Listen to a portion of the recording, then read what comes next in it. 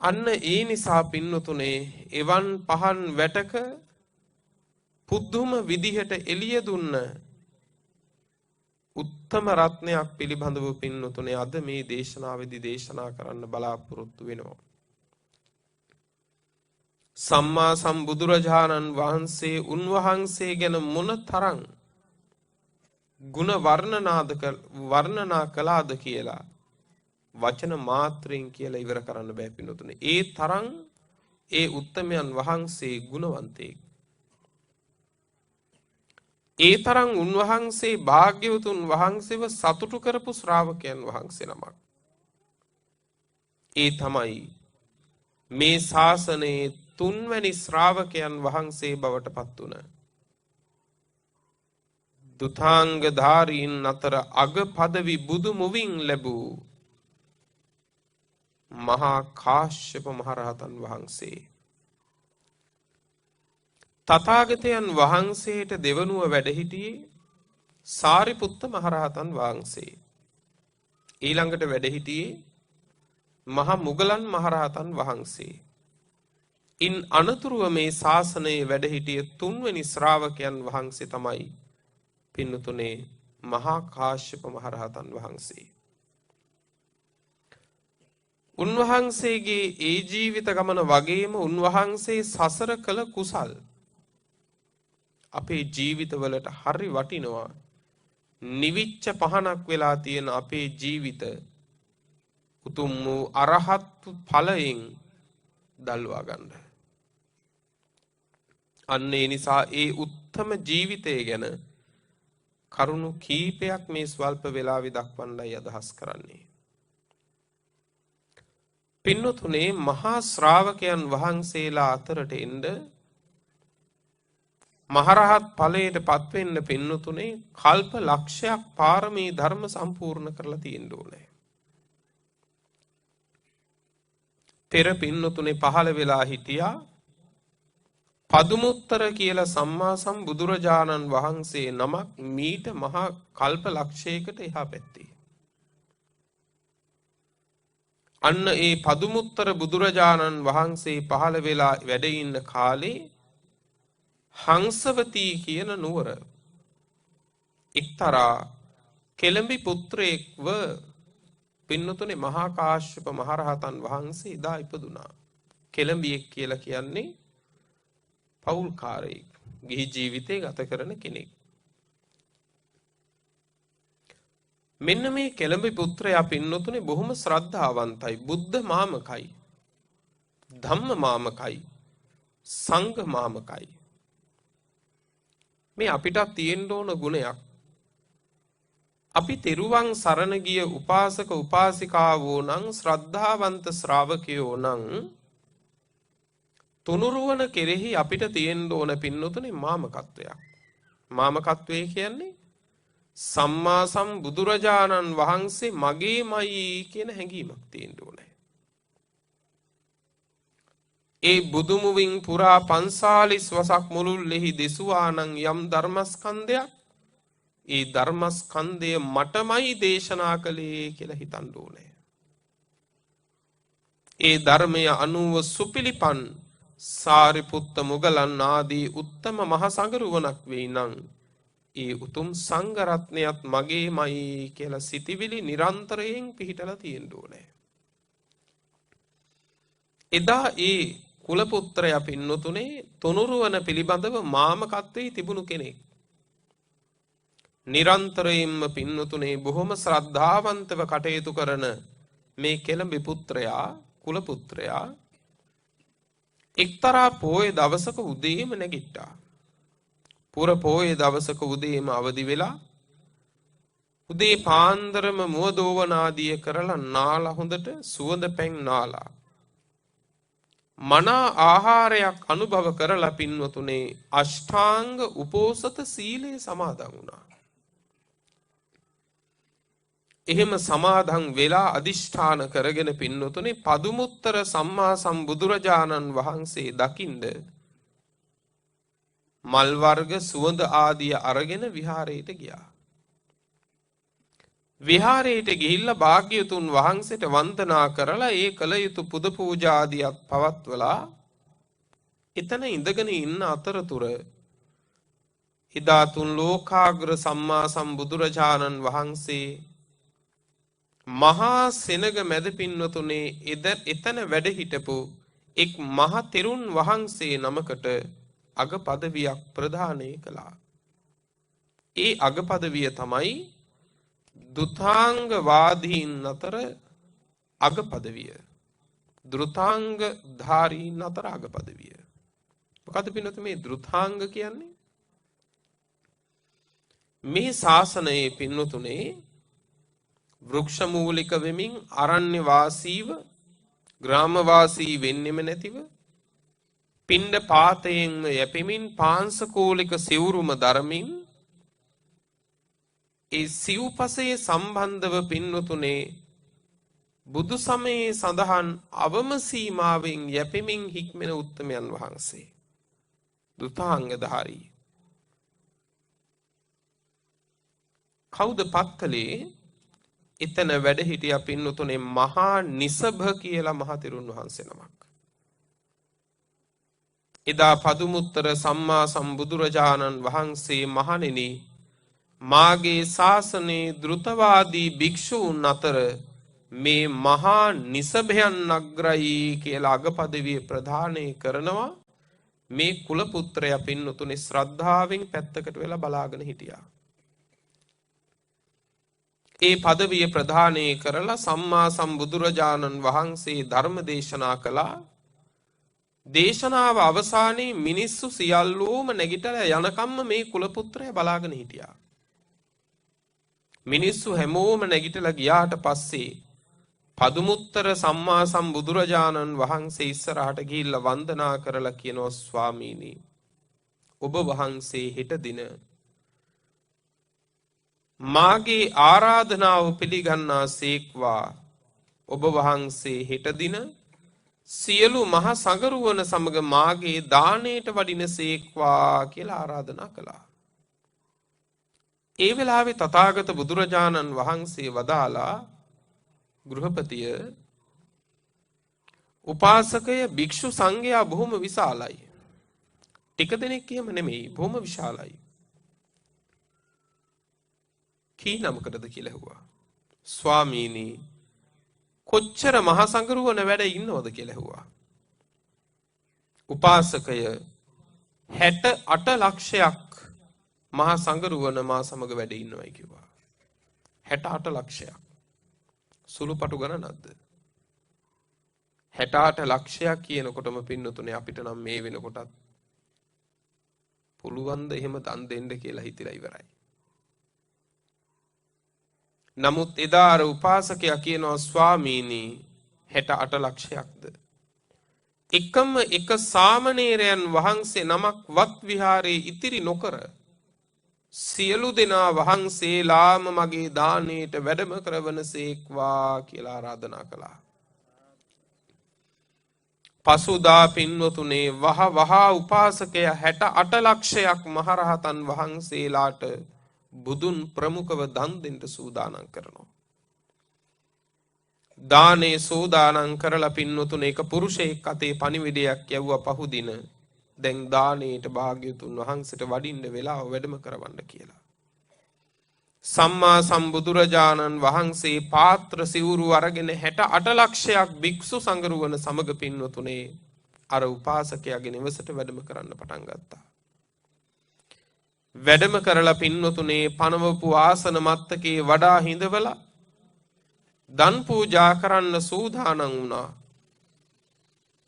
භාග්‍යවතුන් වහන්සේගේ සියලු මහ සංඝරත්නයේ හස්තේ දෝවණය කරන්න පින්වතුනේ පෙන්වත් කරලා කැඳ පිළිගන්වන අතර කාලය තුල මහා නිසභ කියන මහරහතන් වහන්සේ පෙර දින ධෘතවාදීන් අතර අගපදවි ලැබපු මහ නිසභ කියන මහරහතන් වහන්සේ ඒ දානේ දෙන නිවස තියෙන වීදියේම පිණ්ඩපාතේ වඩිනවා. මේ ධෘතාංග ධාරීන් අතර අගපදවි ලැබෙන උත්තමයන් වහන්සේ ආරාධිත දනට වඩින්නේ. පිණ්ඩපාතයෙන්මයි යැපෙන්නේ. උන්වහන්සේ පිණ්ඩපාතේ වඩිනවා. දෙක්ක විතරයි පින්නතුනේ උපාසකයාට පුදුම සතුටක්. පෙර දින සිදුවීමත් හොඳට බලාගෙන හිටියේ. උපාසකයා වහාම පාරට පැනලා ස්වාමින් වහන්සේගේ දෙපා වැඳලා ස්වාමීනි පාත්‍රය දෙනසේක්වා කියලා පාත්‍රය ඉල්ලුවා. නිසබ මහරහතන් වහන්සේ තමන් වහන්සේගේ පාත්‍රය උපාසකතුමාගේ අතේ තැබුවා. ඇතැම් විටකදී මේ පාත්‍රය අරගෙන පිණ්ඩපාතේ පුරවලා ආපහු පාත්‍රය දෙනවා. එහෙමත් නැතිනම් එදා ඒ නිවස වැඩ ඉඳගෙන දානේ වළඳන්න පුළුවන්. උපාසකතුමා ආරාධනා කළා ස්වාමීනි මාගේ ගෙදරට වැඩම කරනසේක්වා භාග්‍යවතුන් වහන්සේත් මගේ නිවසේ වැඩ ඉන්නවා. ඒ වෙලාවේ මහා නිසබ මහරහතන් වහන්සේ වදාලා උපාසකය එහෙමද? එහෙනම් ඒක වටින්නේ නැහැ. එහෙමනම් ඒ ගෙදරට වඩින එක වටින්නේ නැහැ. එහෙමද ස්වාමීනි? පාත්‍රේ පිරෙන්න පිණ්ඩපාතේ පින්වතුනේ පුරවලා නැවත වාරයක් උපාසකතුමා නිසබ මහරහතන් වහන්සේගේ අතේ තැබුවා. උන්වහන්සේ ඒ පාත්‍රයත් අරගෙන නැවත වැඩම කරන දිහා බලාගෙන ඉඳලා උපාසකතුමා නිවසට ආවා. එතුමාගේ හිත නිසබ මහරහතන් වහන්සේ ගැන පුදුම ප්‍රසාදයකින් භාග්‍යවතුන් වහන්සේට වැඳලා අහනවා ස්වාමීනි පෙර දින අග පදවි ලැබූ නිසබ මහරහතන් වහන්සේ උන්වහන්සේ ඔබ වහන්සේ නිවසේ වැඩ ඉන්නවා කියලා කියනකොට උන්වහන්සේ ඇතුළට වැඩම කරන්න කැමති වුණේ නැහැ. ඇයි ස්වාමීනි ඔබ වහන්සේ ළඟ තිබෙන්නා වූ ගුණවලට අමතර ගුණයක් උන්වහන්සේ ළඟ තියෙනවද කියලා ඇහුවා. පින්වතුනි ලෝක ධාතුවේ පහළ වෙන සම්මා සම්බුදුරජාණන් වහන්සේලා කවදාකවත් ගුණ ඇති උත්තමයාගේ ගුණ වර්ණනා කරන්න ලෝභ නැහැ. මේ ලෝකේ අපිට තියෙන ලොකු අඩුවක් නේ ඕක. අපි හිතන්නේ ලෝභකම කියලා ධනයට දේපොළට තියෙන ලෝභකම විතරයි. ඒත් බලන්නකෝ ඇතැම් අය අනුන්ගේ හොඳ හැටියට අගය කරන්නත් ලෝභයිනේ පින්නතුනේ. බුදුවරු එහෙම ලෝභ නැහැ. ඒ වෙලාවේ පදුමුත්තර සම්මා සම්බුදුරජාණන් වහන්සේ වදාලා උපාසකය ඔව් උන්වහන්සේ මහා ගුණ ඇති උත්තමයෙක්. අපි මේ දානේ බලාපොරොත්තුවෙන් මේ ගෙදරට වෙලා ඉන්නවා. නමුත් උන්වහන්සේ පිණ්ඩපාතේ හොයාගෙන වඩිනවා. අපි ග්‍රාමවාසීව වැඩ ඉන්නවා. උන්වහන්සේ සදාකාලිකව අරණ්‍ය වාසීවම වැඩ ඉන්නවා. අපි මේ සෙවිලි කළ ආරාම ඇතුළේ වැඩ ඉන්නවා. නමුත් උන්වහන්සේ අවකාශයේහිමයි එලිමහනෙමයි වැඩ ඉන්නේ. මෙන්න මේ විදිහට පින්නතුනේ මේකත් ගුණයක් ආදී වශයෙන් සයුරේ දිය පිරෙනවා වගේ පින්නතුනේ සම්මා සම්බුදුරජාණන් වහන්සේ එදා නිසබ මහරහතන් වහන්සේගේ ගුණ වර්ණනා කළා. ගුණ වර්ණනා කරන්න අර උපාසකතුමාගේ හිත තව පැහැදෙන්න පටන් ගත්තා. එදා ඒ මහා දාණය දීලා හිතාගත්තා මොන තරම් උත්තමද ඒ ජීවිතය. මටත් වෙන මොකුත් ඕන නැහැ.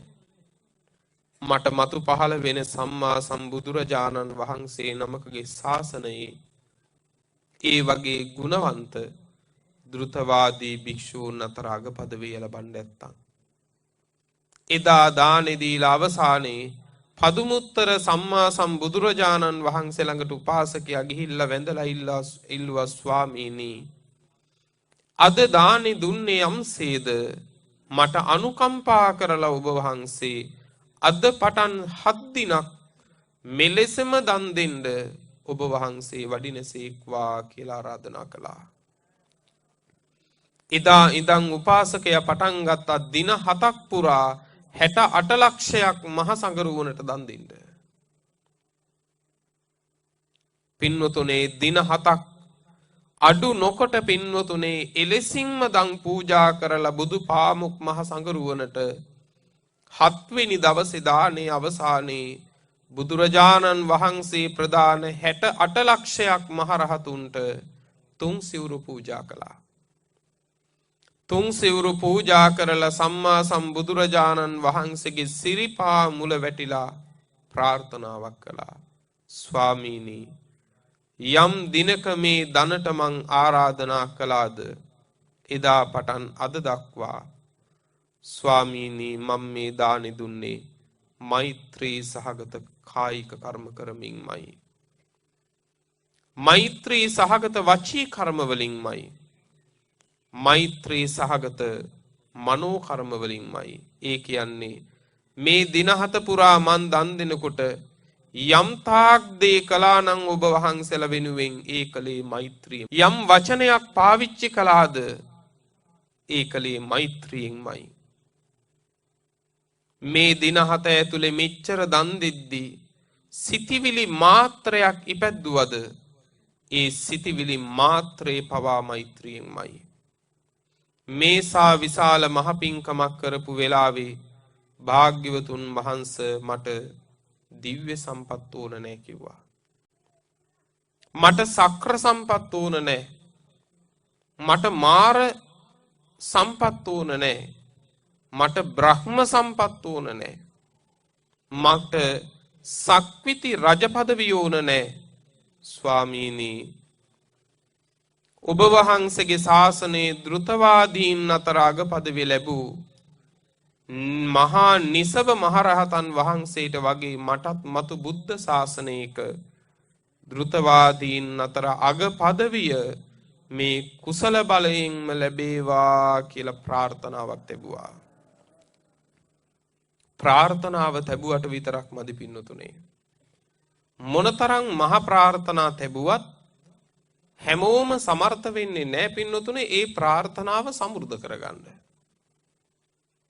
මම නම් උසස් පෙළ විභාගේ සමත් වෙනවාමයි කියලා හිතන හැම දරුවෙකුටම ඒ වෙනුවෙන් එකලෙස මහන්සි වෙන්න වීරයක් තියනවද? නෑනේ. සමහර අය නම් සමත් වෙනකම්ම එක විදිහට පාඩම් කරනවා.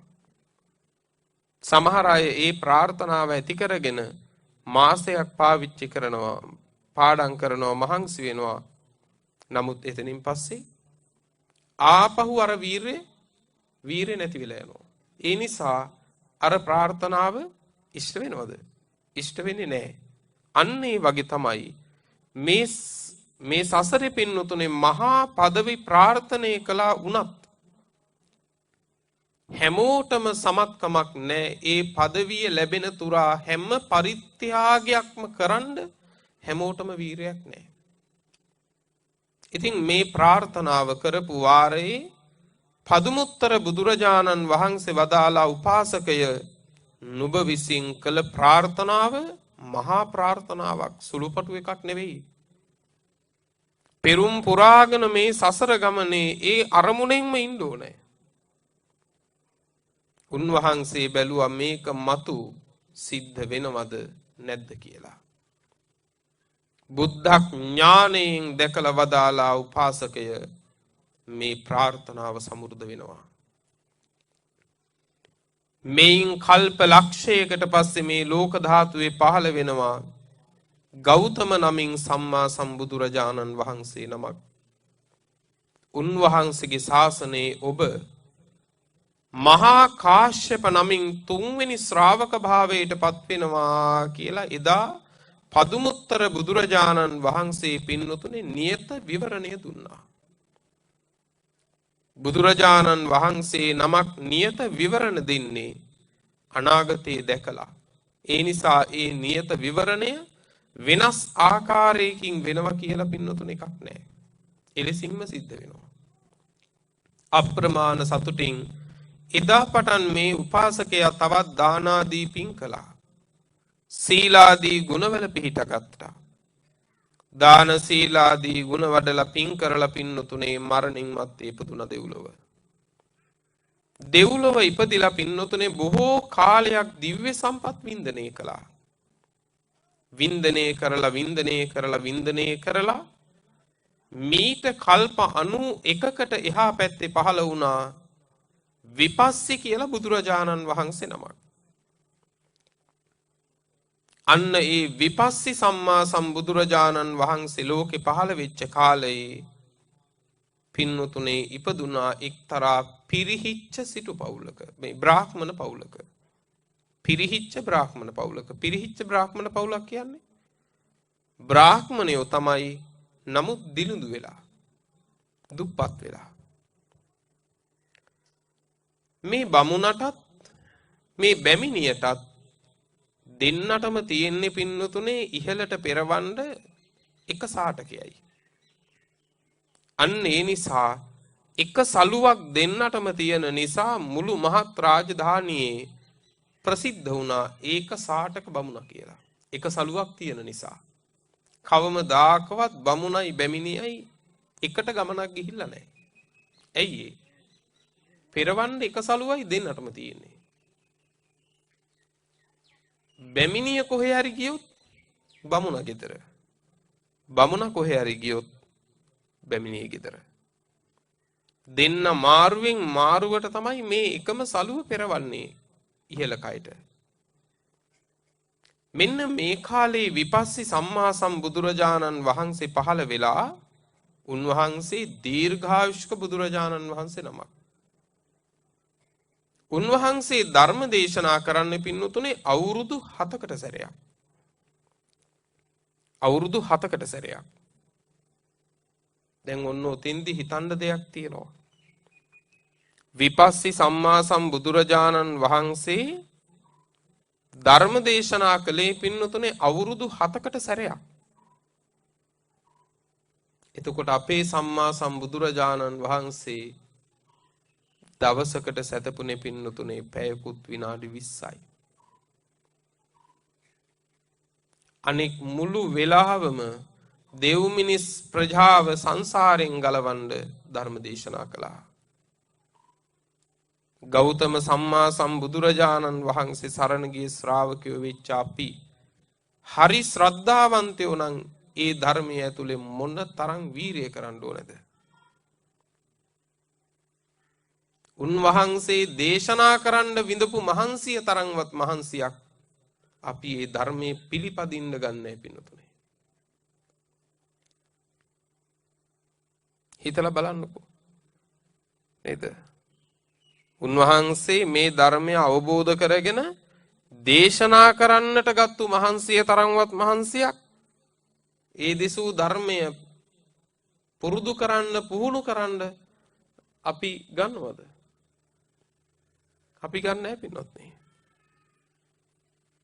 අපිව සංසාරයෙන් ගලවන්න පැයකුත් විනාඩි 20ක් සැතපීලා පින්වතුනේ අපි වෙනුවෙන් ධර්ම දේශනා කරනකොට අනුන් ගලවන්න නෙවෙයි තමන්ව ගලව ගන්න පින්වතුනේ පැය දෙකක් නිදාගෙන ඉතිරි මුළු වෙලාවම වීරිය කරපු අය ඉන්නවද? නෑනේ.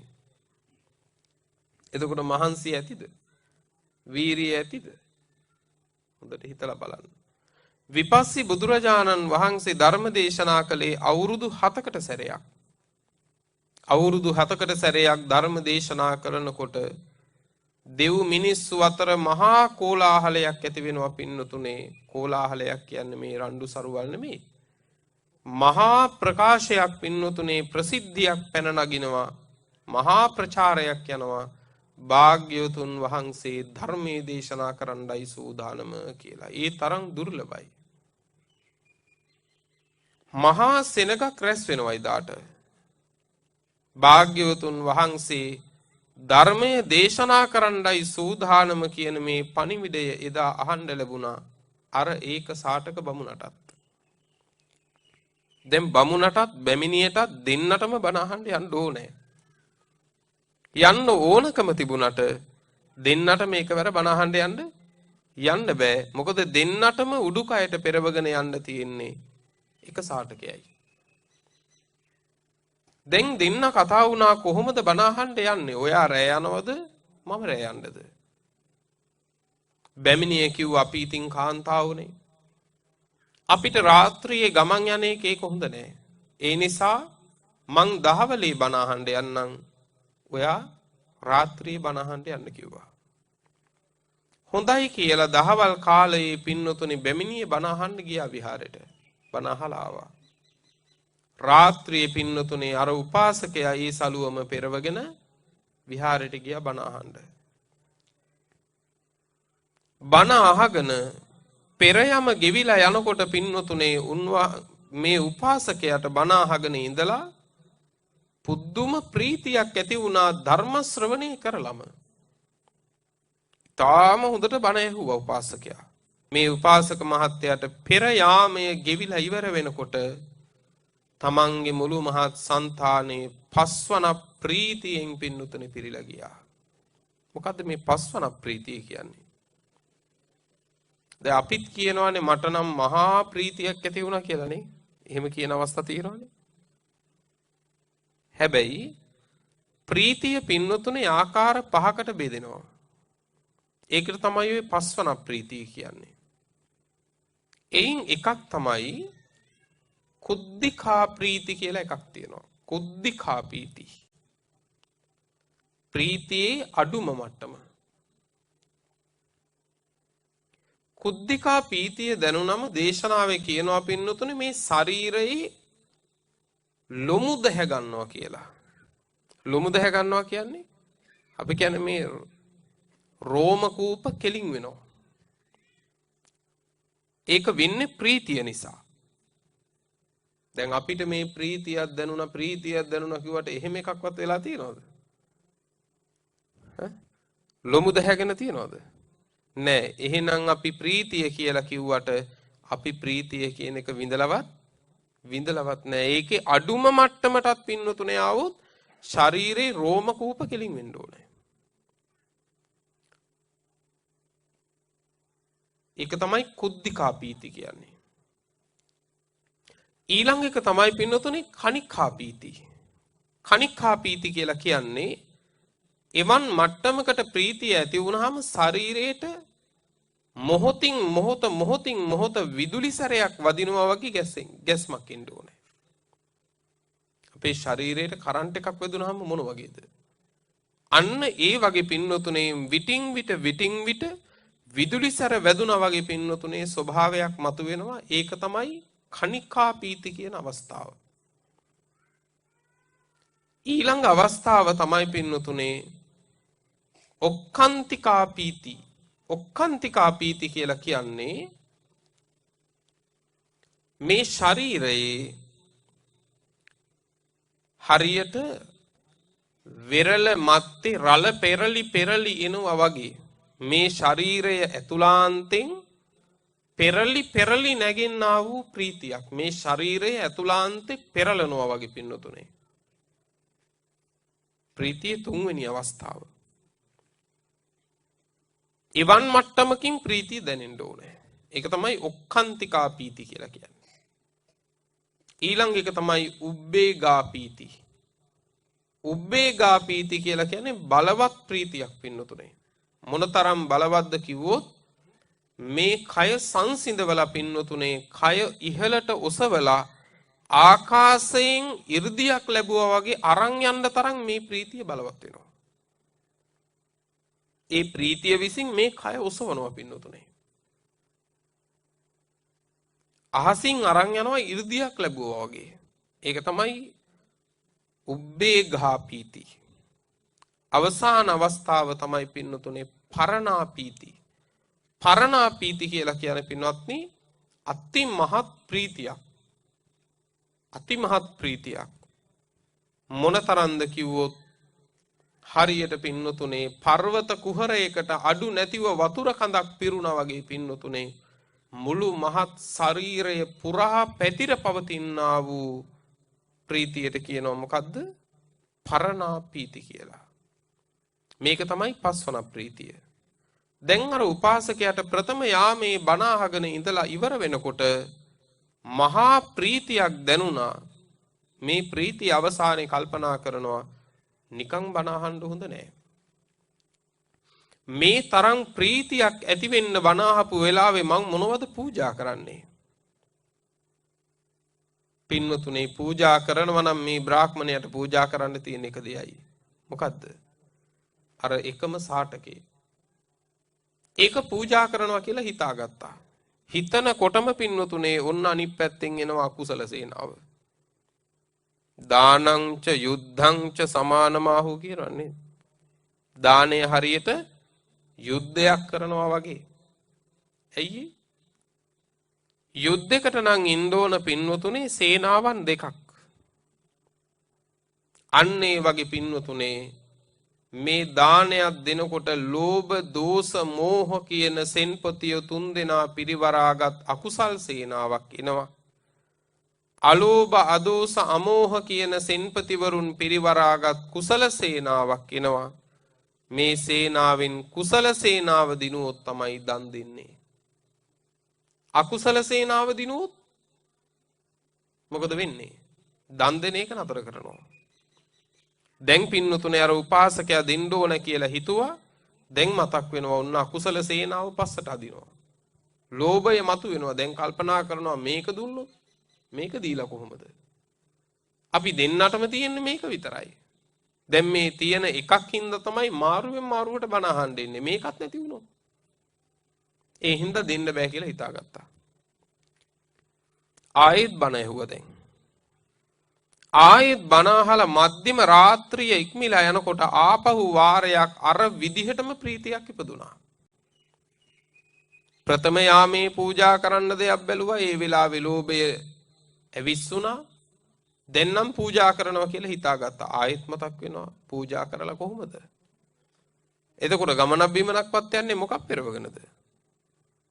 ආයි විහාරයට ඉන්න හම්බෙන්නෙත් නැහැ. ඒ හින්දා පූජා කරන්න බෑ කියලා හිතාගත්තා. ආයෙත් බණ අහනවා. ආපහු වාරයක් බණ අහලා පින්වතුනේ තුන්යම් රාත්‍රිය ගෙවිලා අලුයම් කාලය එනකොට පින්වතුනේ නැවත වාරයක් අර විදිහටම පින්වතුනේ උපාසකයා පස්වන ප්‍රීතියෙන් පින්වතුනේ පිනා ගියා. උපාසකයා කල්පනා කරනවා දැන් නම් මම පූජා කරනවාමයි. දැන් දෙවාරයක් පූජා කරන්න හදනකොට මගේ ලෝභය මාව යට කළා. දැන් නම් මම පූජා කරන එක පූජා කරනවාමයි.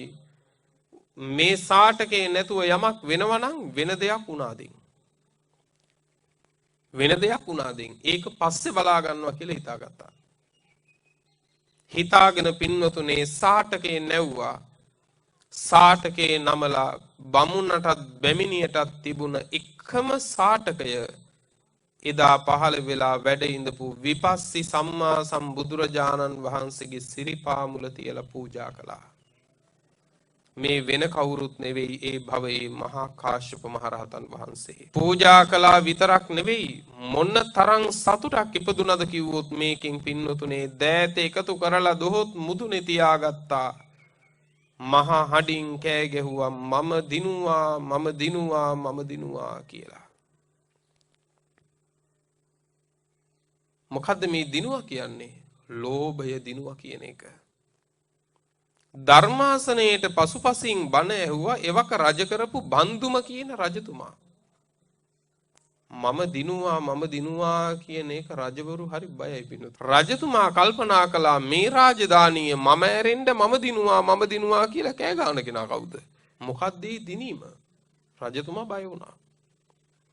රාජපුරුෂයෙක් යවලා කාරණා විමසුවට පස්සේ රාජපුරුෂයා බලාගෙන ගිහිල්ලා කියනවා මහරජතුමනි ඒක මේ සුළුපටු දිනිල්ලක් නෙවෙයි. ඇත්තු අශ්වයේ උඩ ගිහිල්ලා සතුරු සේනාව දිනලා අපි කෑ ගහනකොට ඒක මහා ආශ්චර්යයක් නෙවෙයි කිව්වා. ස්වාමීනි මේ රාජධානියේ ඉන්න ඒක සාටක බ්‍රාහ්මණයා තමන්ගේ සිතේ උපදින ලෝභය දිනාගෙන එකම සලුව තථාගත බුදුරදුන්ට පූජා කරලා ඒකයි මේ සතුටින් කෑ ගහන්නේ. ඒකයි මේ සතුටින් ഘോഷා කරන්නේ. ඒ රජතුමත් ශ්‍රද්ධාවන්තයි. රජතුමා කල්පනා කළා තථාගතයන් වහන්සේ වෙනුවෙන් මේ බණ අහපු වෙලාවේ කරන්න ඕන දේ අපිට තේරුනේ නැහැ. හැබැයි ඒ බ්‍රාහ්මණයට තේරුණා දුප්පතා වුණත්. මොනතරම් පැහැදුනද කිව්වොත් රජතුමා ඒ වෙලාවෙම සලු දෙකක් රාජපුරුෂයා තියුවා උපාසකයාට. උපාසකයා කල්පනා කරනවා මේක ලැබුණේ මං තථාගතයන් වහන්සේට මගේ ළඟ තිබුණු සලුව පූජා කරපු නිසා. එහෙනම් මේක මට ලැබිච්ච දෙයක් නෙවෙයි. ඒ බුද්ධ ගුණයේ ආනුභාවයටම ලැබුණු දෙයක්. මේ සලු යුගලයත් භාග්‍යවතුන් වහන්සේටම වේවා කියලා ඒ සලු දෙකත් පූජා කළා. රජතුමා මේක බලාගෙන ඉඳලා සලු පින්නතුනේ 4ක් කියවුවා. උපාසකයා ඒ 4ත් භාග්‍යවතුන් වහන්සේට පූජා කළා. රජතුමා ඒ ගමන යවනවා සලු 8ක්. ඒ සලු 8ත් භාග්‍යවතුන් වහන්සේට පූජා කළා. එන්න දෙගුණෙන් වැඩි කරලා පූජා කරනවා. දැන් පින්වතුනේ ඊළඟට පූජා කළා සලු 16ක්. ඒ 16ක් පූජා කළා. රජතුමා ඉසනින් එව්වා සලු 32ක්. දැන් උපාසකයා කල්පනා කරනවා රජතුමා එවන්න මමත් පූජා කරනවා මම පූජා කරන්න රජතුමත් එවනවා. රජතුමට හිතෙන්න පුළුවන් මේක තව ලබා ගන්න ඕනෑවට කරන වැඩක් කියලා. බලන්නකො මේ ශ්‍රද්ධාවන්තයෝ කොච්චර පින්වත්නි හිතනවද කියලා. අනුන්ට අකුසල් පුරවන්නේ. අනුන්ටවත් අකුසල් පුරවන්නේ පින්වතුනේ. ඒ ගමන උපාසකයා සලු 32කින් දෙකක් තියාගෙන 30ක් පූජා කළා. රජතුමා ඉවන එක නැවතුණා. දැන් සලු දෙකක් උපාසකයා ළඟ තියෙනවා.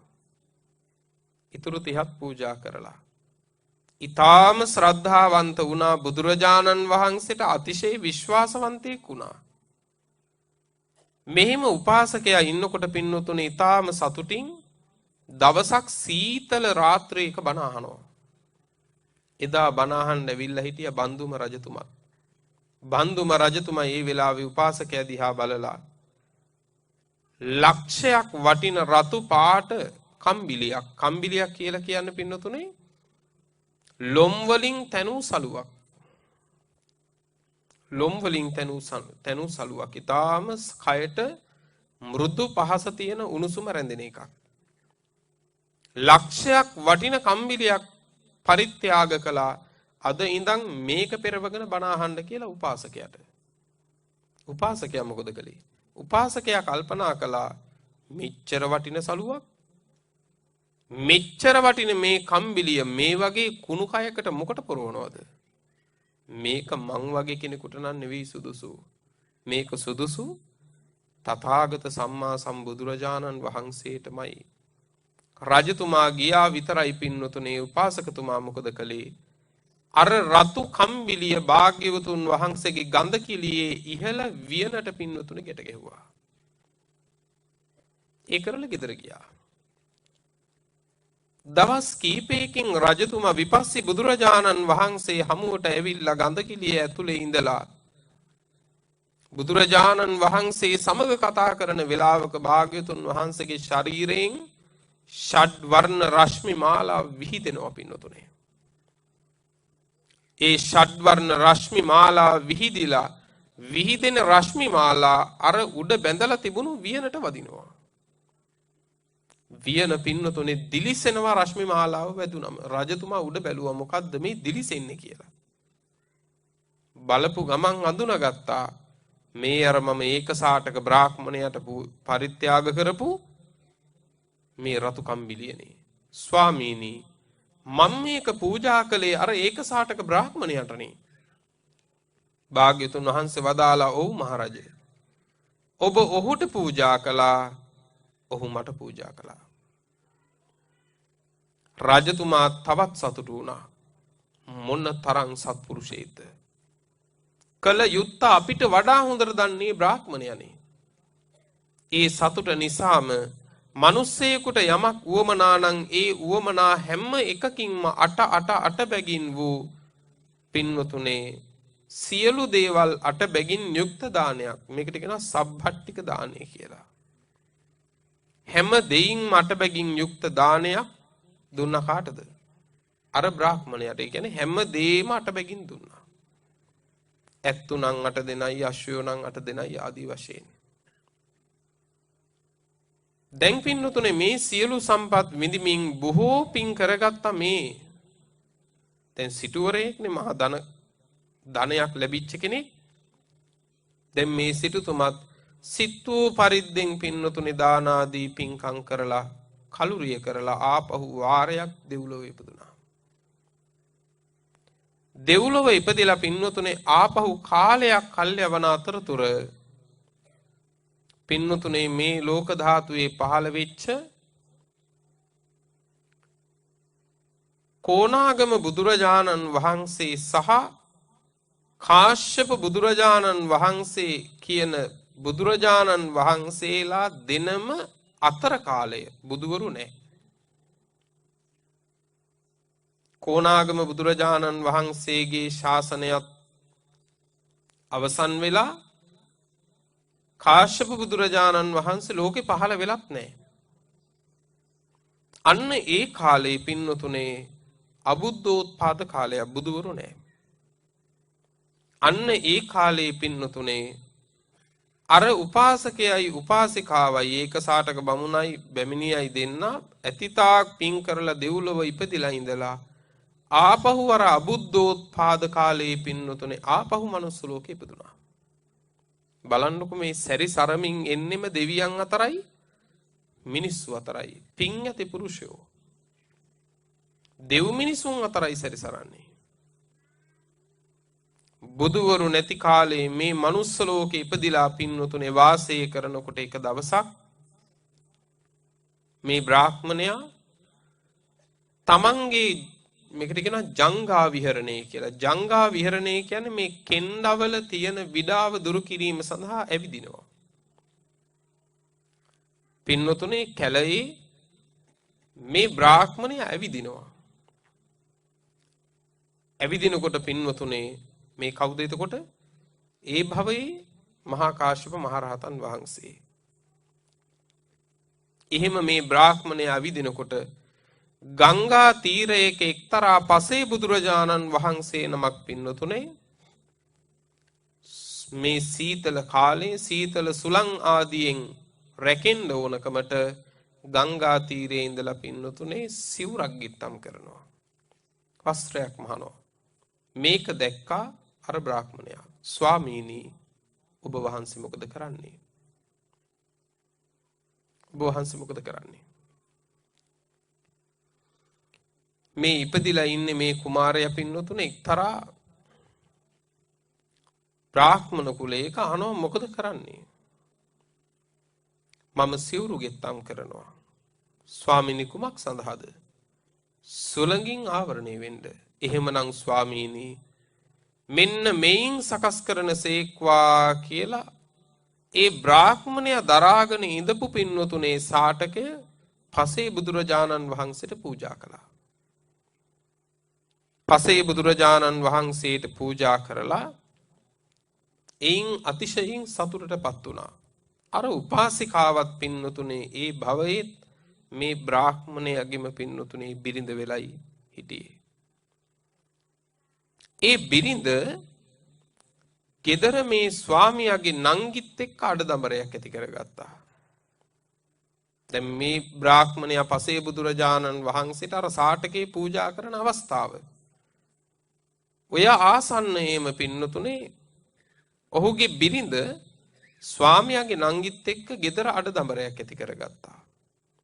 හොඳටම කෝලාහල කරමින් ඉන්න අතරේ මේ ගෙදරට වැඩම කළා පසේ බුදුරජාණන් වහන්සේ නමක් පිණ්ඩපාතේ බලාපොරොත්තු වෙයි.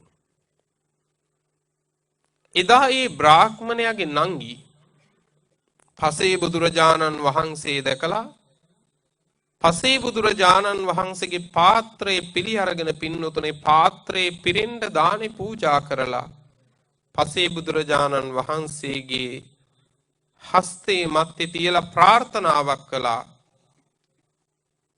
මේ දුන්න දානේ කුසලයෙන් අර වගේ බාලයෝ යොදුන් 100කින්ම ඈත් වේවා කියලා ප්‍රාර්ථනා කළා. මොන වගේ බාලයෝද? අර අඩදඹර කරගත්තු නෑන වගේ. දැන් නෑනත් එක්කනේ මේ අඩදඹරේ ඇති වෙලා තියෙන්නේ. දානි දීලා ප්‍රාර්ථනාවක් කළා ඒ වගේ බාලයෝ මට දුරින්ම දුරු වේවා. ඒ වගේ බාලයෝ නම් ආශ්‍රයයට ලැබෙන්න එපා කියලා පින්වත්නි ප්‍රාර්ථනාවක් කළා. දානි ටික පසේ බුදුරජාණන් වහන්සේට පූජා කරන ගමන් මේ ප්‍රාර්ථනාව අහගෙන හිටියා කවුද? අර කාන්තාව. ඒ කාන්තාව ආවේගින් පින්නතුනේ මෙතෙන්ට ඇවිල්ලා එකපාරම එහෙම ප්‍රාර්ථනාවකින් දෙන දානයක් වළඳන්න දෙන්නේ නැහැ කියලා පසේ බුදුරජාණන් වහන්සේගේ හස්තයට පූජා කරපු පාත්‍රය ආපහු අරගෙන ඒ ආහාරය බිම හැලුවා. බිම හලලා පාත්‍රයට පිරෙව්ව මඩ. පාත්‍රේ පිරෙන්න මඩ පුරවලා මේ කරගන්න කර්ම පින්නතුනේ හිතට වහල් වුණාම මොහොතකට නැගෙන ද්වේෂය ඉවස ගන්න බැරි වුණාම අපි මේ මොනවද කරන්නේ කාටද කරන්නේ කියලා හොයාගන්න බැරි වෙනවා. අර පාත්‍රයට පිදූ දානේ හලලා පින්නතුනේ මුළු මනින්ම මඩ පිරෙව්වා. මඩ පුරවලා පසේ බුදුරජාණන් වහන්සේගේ දෑතට දුන්නා. අර නංගිට ඇති වුණේ පුදුම දුකක්. නංගි නැවත ඉදිරියට පැනලා කිව්වා ඥාන ස්ත්‍රිය මගෙත් එක්ක නම් ද්වේෂයක් තියෙන්නේ මගෙත් එක්ක ඒක විසඳ ගන්න ඕනේ. මට බනිනවා නම් බනින්න මට ගහනවා නම් ගහන්න. මේ කල්ප ගණන් පාරමී ධර්ම සපුරලා ඇති මේ උත්තමයන් වහන්සේට මොකද්ද මේ කරපු අපරාධ කියලා ඇහුවා. උන්වහන්සේ මොන අපරාධයක් කළාටද? මොන වරදක් කළාටද? පිරු පාරමිතා ඇති මේ වගේ උත්තමයන්ට මේ වගේ අපරාධ කරන්න එපා සමාවෙන්න ස්වාමීනි කියලා නැවත පාත්‍රය අර නංගි අරගෙන මොකද කළේ? අර මඩ ආදිය අයින් කරලා මනාකොට හොදලා සුවඳ ආදිය ගල්වලා පින්නතුනේ පාත්‍රයේ පිරෙන්න ප්‍රණීත දානයයි චතුමදුරයි පිරෙව්වා. පුරවලා ඒ ආහාර දානයේ මත්ති පින්නතුනේ හරියට නෙළුම් මලක ගැබක පැහැයෙන් යුක්ත වෙච්ච ගිතෙල් ඉහලා විසුරුවලා මේ දානය පසේ බුදුරජාණන් වහන්සේට නැවත වාරයක් පූජා කරලා ප්‍රාර්ථනාවක් ලැබුවා. මොකද්ද? මාගේ ශරීරයෙන් මෙලෙසින්ම යම් වර්ණයක් වෙයි නම් මේ ආහාර දානෙහි එවන් වර්ණයක් මගේ ශරීරයට ලැබේවා කියලා. එදා පසේ බුදුරජාණන් වහන්සේ අනුමෝදනා කරලා පින්නතුනේ නැවත වැඩියා. ආපහු වාරයක් වරදත් සකසගෙන මෙලෙසින් පින්නතුනේ පින්කම් කරගෙන ඇවිල්ලා දෙවි ලෝකේ නැවත වාරයක් ඉපදුනා. නැවත දෙව්ලොව ඉපදිලා පින්නතුනේ මේ ලෝක ධාතුවේ කාශ්‍යප කියන සම්මා සම්බුදුරජාණන් වහන්සේ පහළ වුණා. අපේ සම්මා සම්බුදුරජාණන් වහන්සේට පෙර පහළ වෙච්ච බුදුරජාණන් වහන්සේ. උන්වහන්සේ පහළ වෙච්ච කාලේ පින්වත්නි මොකද වුනේ? ඉපදුනා නැවත වාරයක් පින්නතුනේ සිටු පවුලක. සිටු පවුලක ඉපදිලා පින්නතුනේ මේ සිටු පුත්‍රයාටම මේ කාන්තාව නැවත වැඩි වියටපත් වුණාට පස්සේ විවාහ කරගෙන ගෙදර කැඳවගෙන ආවා. කාශ්‍යප බුදුරජාණන් වහන්සේගේ කාලේ. පින්වත්නි දැන් එහෙම එක්කරගෙන ආවට පස්සේ ගෙදර එලිපත්තට ගොඩ වුණා විතරයි. මේ ගෙදර ඉන්න බැරි තරමේ පින්නතුනේ පුදුම දුර්ගන්ධයක්. හරියට දේශනාවේ කියනවා වැසිකිළියක් විවර කළා වගේ දුර්ගන්ධයි. මේ සිටු දියණිය අර සිටුවරයාගේ ගෙදරට ගොඩ වෙනකොටම පින්වතුනේ පුදුම දුර්ගන්ධයක්. ගෙදර ඉන්න බෑ කාටවත්. සිටුවරයා අහනවා මේ කාගේ ගඳක්ද? මේ මොන ගඳක්ද? කට්ටිය කිව්වා සිටුතුමනි මේ වෙන කාගේවත් නෙවෙයි. මේ සිටු දියණියගේම ඇඟින් හමන ගඳ. සිටු දියණියගේමයි ඇඟින් හමන්නේ. දැන් එහෙම සිටු දියණියක් විවාහ කරගෙන ඉන්න පුළුවන්ද? වහාම පිට කරන්න කිව්වා, නැවත අරන් යන්න කිව්වා. මොකද්ද මේ කර්මය? පෙර භවයේ පසේ බුදුරජාණන් වහන්සේට පිදූ දාණය බිම හලලා පාත්‍රයේ මඩ පුරවපු එකේ අකුසල කර්මයේ අනිටු විපාක. බලන්න පින්නතුනේ, එතකොට මේ සංසාරේ මොනතරම් බිහිසුණුද කියලානේ. ඒ වගේ පාරමී ධර්ම සපුරාගෙන යන උත්තමයන් අතින් එහෙම වැරදි වෙනවා නම්,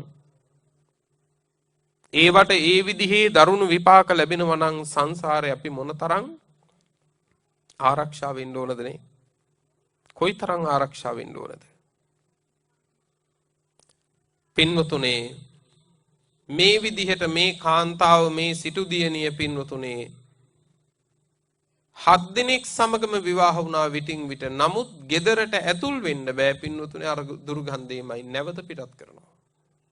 7 වාරයක්ම පින්වතුනේ විවාහ වෙච්ච තැන් වලින් නැවත පිටමං කළා. අන්තිමේදී සිටු දියණිය කල්පනා කරනවා මේ ජීවිතෙන් ඇති වැඩේ මොකද්ද? 7 තැනකින්ම මේ විදිහට පිටුවහල් කළා නම් ඇති වැඩේ මොකද්ද මේ ජීවිතෙන්? ඒ හින්දා මේ ජීවිතෙන් නම් ඇති වැඩක්ම නැහැ කියලා පින්නතුනේ බොහොම කලකිරිලා ඉන්න කාලේ එවක පහළ වෙලා වැඩ ඉඳපු කාශ්‍යප සම්මා සම්බුදුරජාණන් වහන්සේ පිරිනිවන් පෑවා.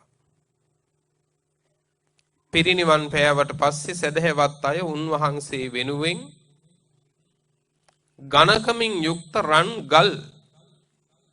රත්රන් ගල් වලින් යොදුනක් පමණ උස වෙච්ච දාගැබක් බඳින්න පින්නතුනේ සූදානම් වුණා. දැන් මේ දාගැබ බැඳගෙන යන අතර කාලේ අර ස්ත්‍රියට හිතුණා මේ ජීවිතෙන් ඇති වැඩේ මොකද්ද? මේ මොනතරම් කනකර ආදිය තියාගෙන මොනතරම් ධනය ඇතුව හිටියා වුණත් විවාහ වෙලා එකදු ගෙදරකටවත් යන්න බැරි නම් ඇති ඵලෙ මොකද්ද? ඒ හින්දා මේ සියලු දේවල් උණු කරලා මම සම්මා සම්බුදුරජාණන් වහන්සේ වෙනුවෙන් තනන්නා වූ සෑයට පූජා කරනවා. ගඩොලක් හදලා. එහෙම හිතලා අර සියලු රත්තරන් උණු කළා.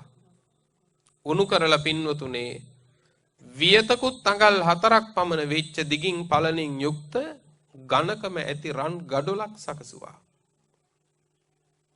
රන් ගඩොලක් සකසලා පින්වතුනේ අරගෙන ගියා රත්සිරියල් මැටි සමග උපුල් මල් 8කුත් එක්ක. අතින් උපුල් මල් 8කුත් අරගෙන තමයි අර රන් ගඩොල අරන් ගියේ සෑය බඳින තැනට. ඔය වෙලාවේ සෑය බැඳගෙන ගිහිල්ලා සෑය වැඩ නිමා කරන්න එකම එක රන් ගඩොලක් අඩුයි.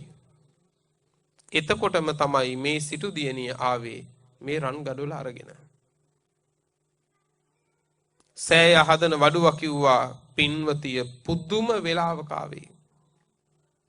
සුදුසුම වෙලාවක ආවේ. මේ රන් ගඩොල නුඹම තැන්පත් කරන්න කිව්වා. එයම ගොඩ වෙලා පින්වතුනේ අර රත් සිරියල් මැටි සමග තැන්පත් කරලා මේ ගඩොල මනාකොට ඒ මත්තේ පින්වතුනේ උපුල් මල් 8ක් පූජා කරලා වන්දනා කරලා ප්‍රාර්ථනාවක් ලැබුවා. මේ කුසල බලයෙන් මතු පතිකුලයට යන්න බැරි වුණේ දුර්ගන්ධය නිසානේ. මේ කුසල බලයෙන් මතු මාගේ ශරීරයෙන් සඳුන් සුවඳත් මාගේ කටින් උපුල් මල් සුවඳත් විහිදේවා කියලා ප්‍රාර්ථනාවක් තියලා මහ සෑය වැඳලා පැදකුණු කරලා පිට වෙලා ගියා. පැදකුණු කරලා පිට වෙලා ගියා විතරයි පළමු විවාහ වෙච්ච අර සිටුවරයට මෙච්චර කාලයක් ඇයව සිහි නොවී තිබිලා පින්නතුනේ ඒ වෙලාවෙම සිහි වුණා. බලන්න මේ කර්ම විපාකෙන් මොනතරම් දේවල් සිද්ධ වෙනවද කියලා. ඒ වෙලාවෙම සිහි වෙලා ඒ කාලේ නැකත් කෙලිය කියන්නේ එවක තිබුණු උත්සව ශ්‍රීයෙන් ගත කළ කාලයක්. පුරුෂයන්ගෙන් අහනවා අර සිටු දිනේ දැන් මේ වෙලාවේ කොහෙද? සිටු මන්දිරේ. එහෙමනම් අද නැකත් කෙලියක් තියෙන නිසා නැවත ඒව කැඳවගෙන ඉන්න කිව්වා. පුරුෂයෝ ගියාට පස්සේ කැඳවගෙන ඉන්න අර සිටු දියණිය කියනවා දැන් මට එන්න බෑ. මොකද මගේ ළඟ කිසිම කනකර ආභරණයක් නැහැ. නැවත සිටු පුත්‍රයා මේ පණිවිඩය අහලා නැවත එවනවා. ඒව නැති වුණාට කමන්නේ. ඒව සකසගත් එකි නැවතින්න කියලා. අන්න ඒ ආරාධනාවෙන් නැවත ඒ සිටු නිදියනිය පළමුව විවාහ වෙච්ච අර බ්‍රාහ්මණයාගේ සිටුවරයාගේ නිවසට ගියා පින්නතුනේ. නිවසේ එලිපත්තට අඩිය තියෙනකොටම මුළු සිටු මැදුරම සඳුන් සුවඳින් උපුල් මල් සුවඳින් පිරුණා කියනවා. සිටුතුමා අහනවා මේ කොහෙන් එන සුවඳක්ද? මිනිස්සු කියනවා සිටුතුමනි මේ සිටු දේවියගේ ඇඟෙන් මෙන සුවඳයි.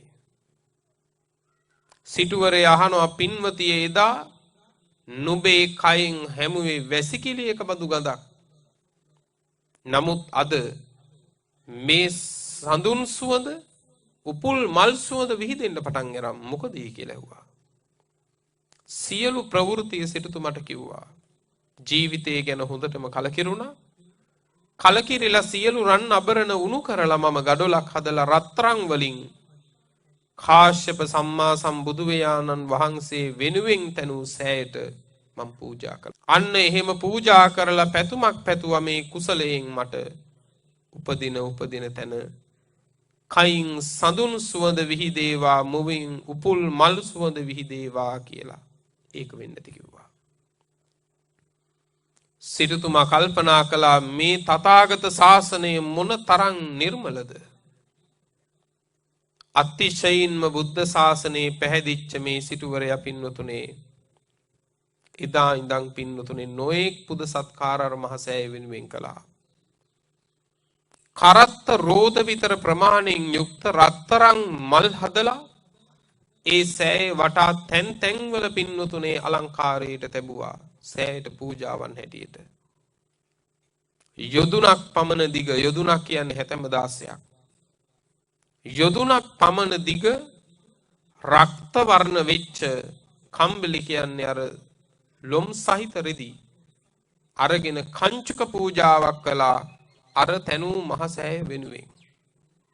මේ විදිහට පින්වතුනේ අනේක විද කුසල් මේ දෙපළ සිත්සේ කරගෙන නැවත දෙව්ලොව ඉපදුනා.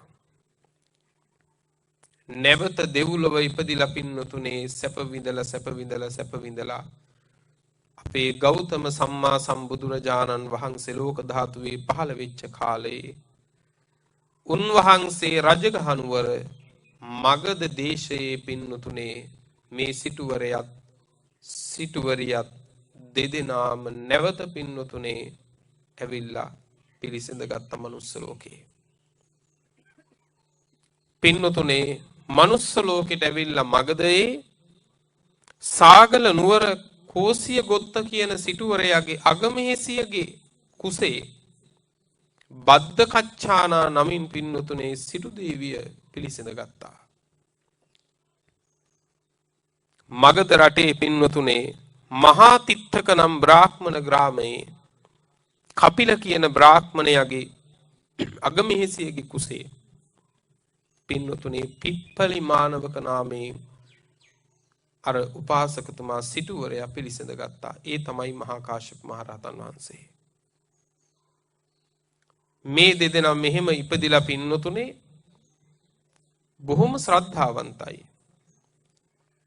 බොහොම ශ්‍රද්ධාවන්තයි.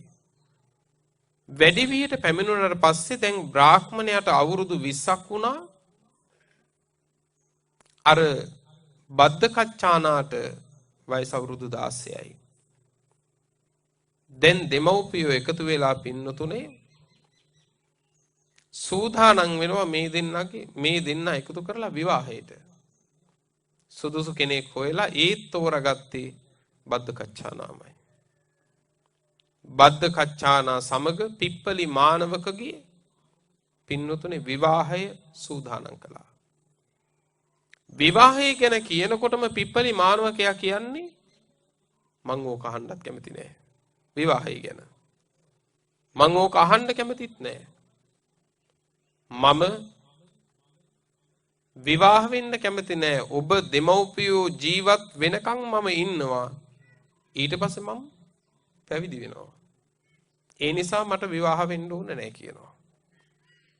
මේක කීප වාරයක්ම කියලා එතන ඉඳලා නිරන්තරයෙන්ම කියන්නේ ඒක. මං ඉන්නේ දෙම අම්මා තාත්තා ඉන්නකම් විතරයි.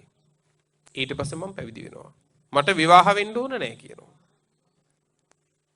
නමුත් පින්නතුනේ අම්මා තාත්තා කියනවා හැම වෙලාවෙම එහෙම වුණොත් අපේ කුලේ විනාසයි. අපෙන් පරපුර ඉවරටම ඉවර වෙනවා. අන්න ඒ නිසා විවාහ වෙන්න කියලා නැවත නැවත නැවත නැවත බල කරන නිසා ඒ බල කරන එකෙන් බේරෙන්න පින්නතුනේ ක්‍රමයක් ඉදුවා.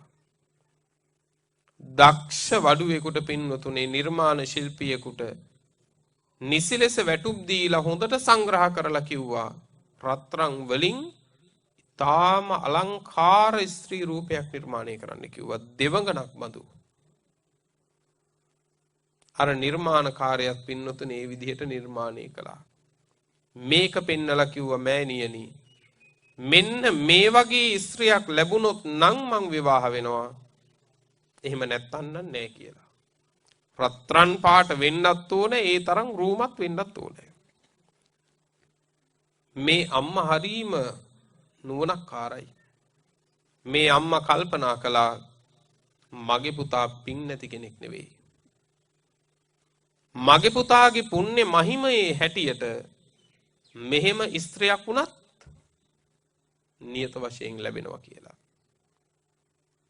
එහෙම කියලා පුරුෂයෝ කීප දෙනෙක් කැඳවලා වැටුප් දීලා හොඳට සංග්‍රහ කරලා කිව්වා මේක කරත් එක නංවගෙන ගිහිල්ලා මේ හැඩරුව හා සමානම රූපේ තියෙන ස්ත්‍රියක් වෙයි නම් තොරතුරු දැනගෙන ඉන්න කියලා. මේ පුරුෂයෝ අපිට මොනවද කරන්න බැරි කියලා මේ රූපයත් කරත්තේ නංවගෙන පින්නතුනේ පිටත් වුණා.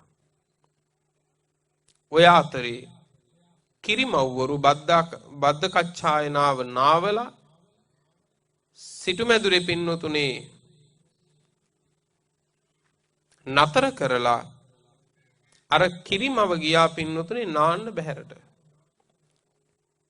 බැහැරට නානතොරට ගියා අතරේ රාජපුරුෂය අර පුරුෂයෝ ටික පින්නතුනේ රන් පිළිමයක් අරගෙන කරත්තේ දක්කගෙන ආවා නානතොටට. නානතොටට ඇවිල්ලා ඉන්නකොට දැක්ක අර කිරිමව මේ ප්‍රතිමාව. දැකලා ඇවිල්ලා කියනවා ඉන්න කියලායි මං ආවේ දැන් ආයේ මගේ පස්සෙන් ආවද කියලා ගැහුවා පාරක් අර පිළිමේට. එතකොටම පුරුෂයෝ වට කරගෙන ඇහුවා මොකද්ද කාරණේ?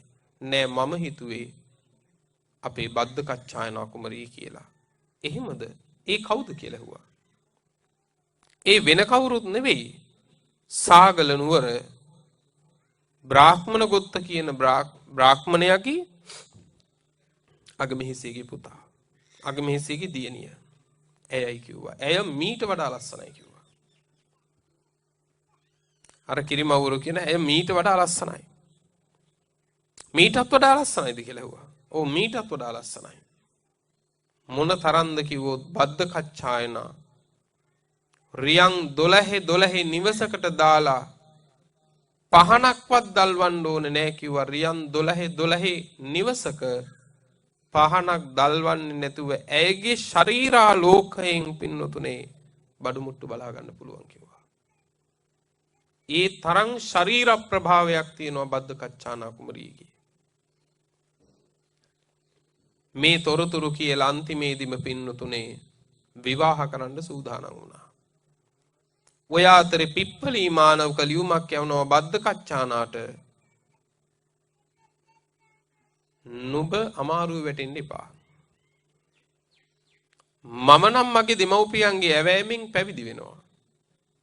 ඒ නිසා නුඹට තියෙන සැප සම්පත් අනුව නුඹට සුදුසු කෙනෙක් හොයාගන්න මම පැවිදි වෙනවා. පස්සේ පසුතැවිලි වෙන්න නම් එපා කියලා ලිපියක් යවුවා. ඒ ලිපිය මගින් එනකොටම බද්ද කච්චානාත් ලිපියක් එවනවා කුමාරයාට. නුඹට තියෙන දේවල් එක්ක නුඹට සුදුසු කෙනෙක් හොයාගන්න මං දෙමව්පියන්ගේ වැෑමෙන් පැවිදි වෙනවා. පස්සේ පසුතැවිලි වෙන්න නම් එපා මාත් එක්ක විවාහ වෙලා කියලා. දෙන්නම සමසිත. බලන්නකො සසර ආපු ගමන. දෙන්නම සමසිත.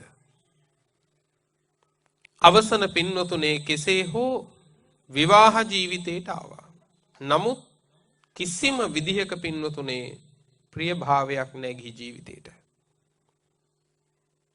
දවසක් පින්වතුනේ මල් මාලාවක් ගොතලා පිප්පලි මානවකයා බද්දකච්චානා කුමරිය වෙනුවෙන් ඒ මල් මාලාව හොඳට ගොතලා පින්වතුනේ මල් මාලාව තැම්පත් කළා ඇඳ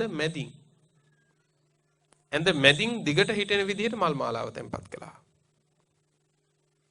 තැම්පත් කරලා පිප්පලි මානවක ඇඳට ගොඩ වුණා දකුණු පැත්තින්. බද්දකච්චානා කුමරිය ඇඳට ගොඩ වුණා වම් පැත්තෙන්. දෙන්න දෙපැත්තෙන් ඇඳට ගොඩ වෙලා කතිකාවක් කරගත්තා. මේ මල් මාලාව පැන්නිහලා තෙත් කරපු එකක් නෙවෙයි. එහෙනම් මේක වහා පර වෙනවනේ. නමුත් මේ මල් මාලාව ඔබේ හෝ මගේ හෝ යමෙකුගේ රාගසිතක් ඇති වුණොත් අන්න ඒ රාගසිත ඇති වෙච්ච කෙනාගේ පැත්තේ මල් ටික පර වෙයි. දෙන්න අදිෂ්ඨාන කරනවා. ඔබේ හෝ මගේ හෝ කාගේ හෝ රාගසිතක් ඉපදුනා නම් ඒ රාගසිත උපන් කෙනාගේ පැත්තේ මල් ටික පර වෙන්න ඕනේ කියලා අදිෂ්ඨාන කළා. අදිෂ්ඨාන කරලා දෙන්නම සයනයට ගොඩ වුණා. දැන් මැදින් මල් මාලාව. දෙන්නට දෙන්න පින්නතුනේ ශරීරේවත් ස්පර්ශ වෙන්න තියන්නේ නැතුව ඇයි? රාගසිත ඉපදුනොත් පින්නතුනේ අර මල් මාලාව පර වෙනවා මේ පැත්තේ. එදා තුන්යම් රාත්‍රිය නිදි නැතිව ගත කළා පින්නතුනේ. මහා ධනස්කන්ධයක් දැන් දෙදෙනාටම තියෙනවා. බද්දකච්චානා අරන් ආපු ධනයක් තියෙනවා. මේ මහ ධනය අතර පින්නතුනේ Tamanට තියෙන කෙත්වතු වල වැඩ කරන්න ගිහිල්ලා මහ සෙනගක් වැඩ දවසක් පින්නතුනේ අශ්වයෙකු පිට නැගපු මේ පිප්පලි මානවකයා කුඹුර ආසන්නයේ කෙළවරක ඉන්නවා. කුඹුර හානකොට ඉහළට මතුවෙන පණුව පින්නතුනේ එක අරගෙන කපුට කනවා. පිප්පලි මානවකයා අහනවා මේ කන්නේ මොකුන්ද? මේ කපුටු ඇවිල්ලා කුඹුර හානකොට ඉහළට මතුවෙවි එන පණුව ටික තමයි මේ කන්නේ. එහෙමද? එතකොට මේ පව් කාටද කියලා ඇහුවා. එතකොට මේ පාපේ කාටද? වැඩ කරන අය කියනවා ස්වාමීනි වෙන කාටද? ඔබතුමාටනේ. ඔබතුමාගේ කුඹුර ඔබතුමාට ඕන හැටියට වැඩ කරන්න ගිහිල්ලා නේ ඔය ටික වෙන්නේ. ඔබතුමාටයි කිව්වා. පිප්පලි මානවකයා කල්පනා කරනවා මේ පවුත් මට නම් මේ ධනයෙන් මේ තියෙන තල හේනෙන් මේ වයින් ඇති වැඩි මොකද්ද? මේ ඔක්කොම පව් මට නම් මේ ජීවිතේ මොනතරම් නිස්සාරද මම පැවිදි වෙනවා කියලා අදහස් කළා. ඔය අතරේ පින්නතුනේ තල කොටුවේ තිබිච්ච තල අරගෙන වේලෙන්න දාලා බද්දකච්චානා. ඒ තලවල ඉඳපු පුංචි පණුවොත් කපුට වැවිලා දැහැගෙන කනවා. අහනවා මේ මොකද කරන්නේ? මේ කපුට වැවිලා පණුව කනවා. එතකොට ඔය පව් කාටද කියලා ඇහුවා. වෙන කාටද ඉතින්? ඔබතුමියට කිව්වා. වෙන කාටවත් නෙමෙයි ඔබතුමියට. බද්දකච්චානා කල්පනා කරනවා මේ පවුත් ඔක්කොම මට නම් මොන ධනයක් තිබුණත් ඇති වැඩි මොකද්ද? මේ ඔක්කොම සිරු පුත්‍රයාටම දීලා මම පැවිදි වෙනවා කියලා හිතාගත්තා. දැන් දෙන්නට දෙන්නම එකම අදහසක. සිටු මැදුරට ඇවිල්ලා හමු වෙලා දෙදෙනාම අදහස් බෙදාගත්තම දෙදෙනාගේම අදහස එකමයි. සියලු දේවල් එලෙසම නතර කරලා සියලු දේවල් සියලු දෙනාට පරිහරණය කරන්න පින්වතුනේ විවර කරලා මේ දෙදෙනාම පින්වතුනේ නිවසේදීම තමන් එකිනෙකා තමන්ගේ හිස කෙස් බාගත්තා. බද්දකච්චානා කුමරිය පිප්පලි මානවකගේ කෙස් ටික බෑවා. පිප්පලි මානවකතම බද්දකච්චානාගේ කෙස් ටික බෑවා. මේ ලෝකේ යම් ආර්ය උත්තමයෝ වෙද්ද ඒ ආර්ය උත්තමයන් වහන්සේලා වෙනුවෙන්ම අපේ පැවිද්ද වේවා කියලා අදිෂ්ඨාන කරලා එළියට බැස්සා. මොන තරම් සම්පත් අතෑරලා දෙනික් උනේ. අද අපි මහා කාශ්‍යප මහරහතන් වහන්සේ කියලා වන්දනා කරනකොට ඒ උත්තමයන් වහන්සේ දා නික්මුනේ මොන තරම් ධනෙ තීබිලද? මොන තරම් සම්පත් අතෑරලද? මොන තරම් තමන් හික්මවාගෙනද? උන්වහන්සේට වඳින අපිට පුළුවන් ද එහෙම නික්මෙන්න? එහෙම අතාරින්න සම්පත් නේ? අපි එතකොට කොතනද ඉන්නේ මේ ශාසනය? මම ඒකයි කිව්වේ දැල් වෙන පහන් අතර අපි නිවිච්ච පහනක් වුණොත් ඒක පහන් වැට සම්පූර්ණ කරන පහනක් වෙන්නේ නැහැ. ඔබත් මමත් දැල් වෙන පහන් අතර දැල් වෙන පහනක් වුණොත් තමයි පහන් වැට සපුරන පහනක් වෙන්නේ ඔබත් මමත්. ඔබට ඒක කරන්න පුළුවන්ද කියලා හිතන්න. දෙදෙනා නික්මිලා පිට වෙනකොට දැසිදස් කම්කරුව පින්වතුනේ වැඳ වැටුණා ස්වාමීනි ඔබලා නිසයි අපි ජීවත් වුනේ ඇයි මේ කියලා.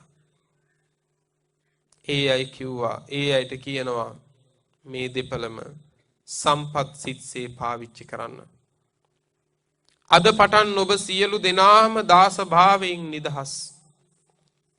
සම්පත් පරිහරණය කරන්න කිව්වා.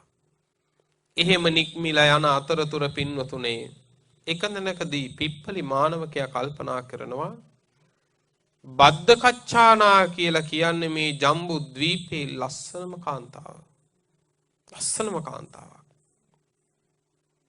එවන් කාන්තාවක් පැවිදි වෙච්ච මගේ පස්සෙන් එනකොට මිනිස්සු මොනවන කියයිද? අන්න මොනවා අතෑරියත් බිරිඳ අතෑරගන්න බෑ කියයි. ස්ත්‍රියක් පස්සේ එක්කරගෙන යන මේ කරන මොන පැවිද්දක්ද කියලායි. ඒ හේතුවෙන් බොහෝ දෙනා කුසල් කරගනි. ඒ නිසා අපි දෙන්න එක පාර යන එක සුදුසු නෑ. මේක හිතාගෙන මද දුරක් යනකොට පාර දෙකට බෙදෙන දෙමන් හන්දියක් එතන නතර වුණා. නතර වෙලා කියනවා බද්දකච්චාවනි ඔබ ස්ත්‍රියක්.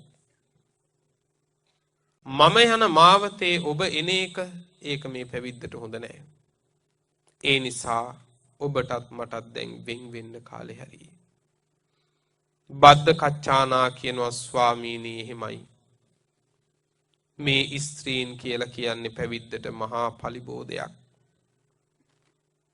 ඒ නිසා ස්වාමීනි අපි දෙදෙනා මේ පාරවල් දෙකින් දෙපැත්තට යමු. අපි දෙදෙනා එකතුව මෙතෙක් කාලයක් පූර්ණේ කරගෙන ආපු මේ මිත්‍ර සන්තවය එහෙමත් නැතිනම් එකිනෙකාට උපකාර වෙමින් ආපු මේ ගමන අදින් ඉවර කරමු. කල්ප ලක්ෂයක් මුළුල්ලෙහි ඔබත් මමත් එක්ව ආපු ගමන අදින් ඉවරයි කිව්වා. අදින් ඉවරයි කියලා අර ස්වාමියා වටේ පිප්පලි මානවකයා වටේ පින්වතුනි 3 වාරයක් ප්‍රදක්ෂිනා කළා. බලන්නකෝ මේ ශාසනයේ ගුණ වඩන උත්තමයෝ 3 වාරයක් ප්‍රදක්ෂිනා කරලා පින්වතුනේ 4 පොලකදී ප්‍රදක්ෂිනා කරන ගමන් සිව් දිසාවෙන් 4 පොලකදී පින්වතුනේ පසඟ පිහිටුවල වැන්දා. බද්දකච්චානා 4 පොලකදී පසඟ පිහිටුවල වන්දනා කරලා ස්වාමීනි ඒ වෙන්වීමට මට දැන් අවසරයි. ස්ත්‍රී අපි කියන්නේ කොහොමත් වම්පසයි. පුරුෂ ඔබ වහන්සේලා කියන්නේ කොහොමත් දකුණු පසයි. ඒ නිසා ඔබ වහන්සේ දකුණු මාවතේ වැඩම කරනසේක්වා මං වම් මාවතේ වඩින්නම් කියලා දෙදෙනා පින්නතුනේ වෙනකොටම මේ දෙදෙනාගේ මහත් ගුණයට පින්නතුනේ මහා පොළොව කම්පා වෙන්න පටන් ගත්තා කියනවා. ආකාශයේ අකුණු ගහනවා වගේ පින්නතුනේ මහා හඬින් මේ මහ පොළොව වෙවුලන්න පටන් ගත්තා කියනවා. මහ පොළොව අතිශයින්ම කම්පා වෙනකොට සම්මා සම්බුදුරජාණන් වහන්සේ විහාරේ වැඩ ඉඳගෙන බුදු වැසින් බලනවා මොකද්ද හේතුව? බද්ද කච්චායනාවත් පිප්පලී මානවකත් තමන් වහන්සේ වෙනුවෙන්ම මහත් වූ ධනස්කන්ධයක් අතෑරලා මහත් ගුණ පුරවාගෙන භාග්‍යතුන් වහන්සේ වෙනුවෙන් පැවිද්දට ඇවිල්ලා අන්න ඒ ගුණ දරන්න බැරුව තමයි මහ පොළොව කම්පා වෙන්නේ. මහ මෙර දරන්න පුළුවන්. නමුත් මේ දෙදෙනාගේ මහ ගුණ මහ පොළොවටත් දරන්න බැරි වුණා. අන්න ඒ ගුණයට අනුග්‍රහ කරන්න ඕන නිසා තථාගතයන් වහන්සේ යොදුන් 3ක් දුර ගෙවාගෙන 80 මහා ශ්‍රාවකයන් වහන්සේලාගෙන් එක නමකට හෝ නොකියා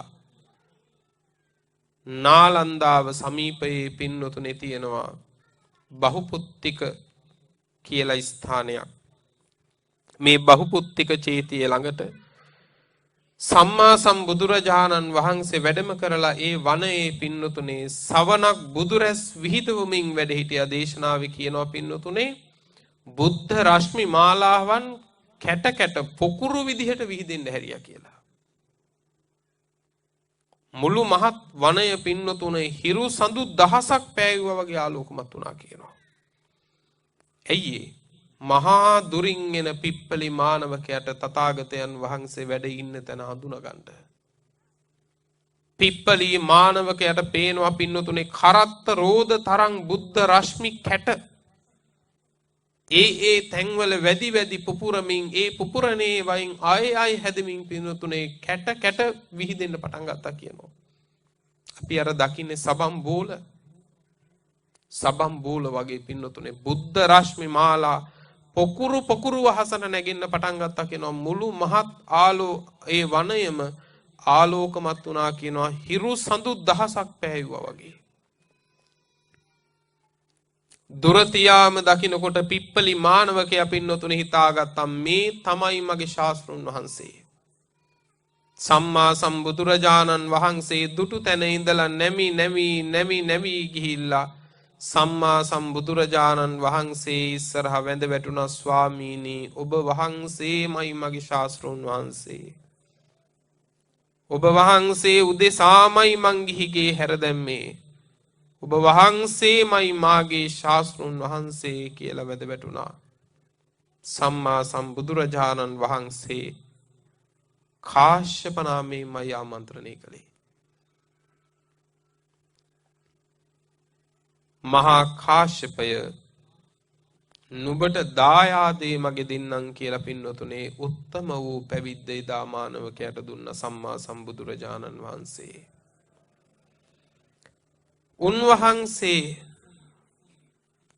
පසු ශ්‍රාවකයන් වහන්සේ හැටියට තබාගෙන භාග්‍යවතුන් වහන්සේ වඩිනකොට අතර මගදී පින්නතුනේ උන්වහන්සේක මාවතකදී වැඩ ඉන්න ඕන බව සැතපෙන්න ඕන බව හැඟෙව්වා. ඒ වෙලාවේ පින්නතුනේ කාශ්‍යප මහරහතන් වහන්සේ තමන් වහන්සේගේ සංගල සිවුර හතරට එළලා බිම එළුවා. භාග්‍යතුන් වහන්සේ ඔබ වහන්සේ මෙහි වැඩ ඉන්නාසේක්වා කියලා. භාග්‍යවතුන් වහන්සේ වැඩ ඉන්න ගමම්ම අර සිවුර අතින් පිරිමැදලා වදාලා කාශ්‍යප ඔබ වහන්සේගේ මේ සිවුර හරි මෘදුයිනේ. හරිම මෘදුයිනේ. මේක කියනකොටම කාශ්‍යප මහරහතන් වහන්සේ හිතනවා එහෙමද?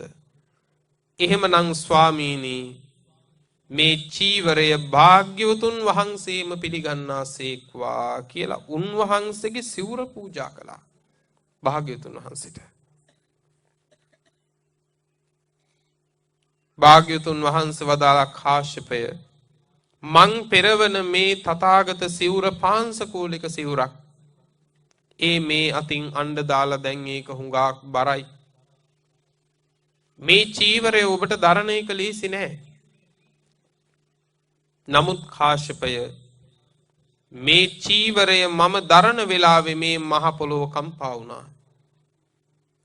මහ පොළොව කම්පා කරගෙන තථාගතයන් වහන්සේ නමක් දරපු සිවුර දරන්න මේ ලෝකේ සාමාන්‍ය කෙනෙකුට බෑ. ඒක කරන්න පුළුවන් වෙන්නේ දරන්න බැරි ගුණ තියෙන උත්තමයෙකුටමයි. කාශ්‍යපය නුඹට ඒක කළ හැකි. නුඹට ඒක කළ හැකි කියලා සම්මා සම්බුදුරජාණන් වහන්සේගේ සිවුර කාශ්‍යප මහරහතන් වහන්සේට දීලා කාශ්‍යප මහරහතන් වහන්සේගේ සිවුර තුන් ලෝකාග්‍ර සම්මා සම්බුදුරජාණන් වහන්සේ පෙරවනකොටම පින්නතුනේ මහා පොළොව කම්පා වුණා කියනවා ඒ ගුණ දරන්න බැරිව. හිතලා බලන්න මේ ශාසනයේ සම්බුද්ධ චීවරය සුගත ශරීරයේ දරපු ඒ සම්බුද්ධ චීවරයේ දරන්න පිං තිබිච්ච උත්තමයා මහා කාශ්‍යප හාමුදුරුවෝ. බුදුරජාණන් වහන්සේ බොහෝ තැන්වල උන්වහන්සේට කතා කළේ පුතා කියලා. පුතේ කියලා මම ආමන්ත්‍රණය කළේ. බුද්ධ ශරීරයේ දරපු සුගත චීවරයේ දරන්න පිං තිබුණා විතරක් නෙවෙයි.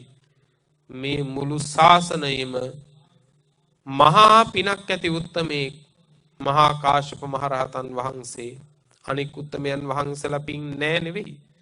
නමුත් සිවුර දරන්න විතරක් නෙවෙයි පින්නතුනේ තථාගත සම්මා සම්බුදු පියාණන් වහන්සේගේ සිරිපා තමන්ගේ හිස මැත්තේ තබා ගන්න පින් ලැබපු එකම උත්තමයන් වහන්සේ තමයි කාශ්‍යප මහරහතන් වහන්සේ.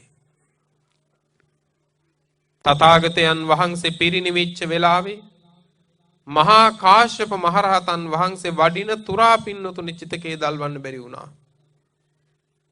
තථාගතයන් වහන්සේ අදිෂ්ඨාන කළා මහා කාශ්‍යපයන් වැඩම කළ පසුමයි පිරිනිවන් පාන්න ඕන විශේෂ අනුග්‍රහයක් තථාගතයන් වහන්සේ මහා කාශ්‍යප මහරහතන් වහන්සේ වෙනුවෙන් දරලා තියෙනවා. මහා කාශ්‍යප මහරහතන් වහන්සේ වැඩම කරලා පින්නතුනේ සිරිපා විවර කරලා සුගත චීවරයෙන් වන්දනා කරලා භාග්‍යවතුන් වහන්සේගේ සිරිපා කාශ්‍යප මහරහතන් වහන්සේගේ හිස මැත්තේ තබා ගත්තා. හිස මැත්තේ තබාගෙන වන්දනා කළාට පසුව තමයි තථාගත ශ්‍රී දේහයට පින්නතුනේ ඉබේටම ගිනි ඇවිලිලා දාහණය වෙන්න පටන් ගත්තේ.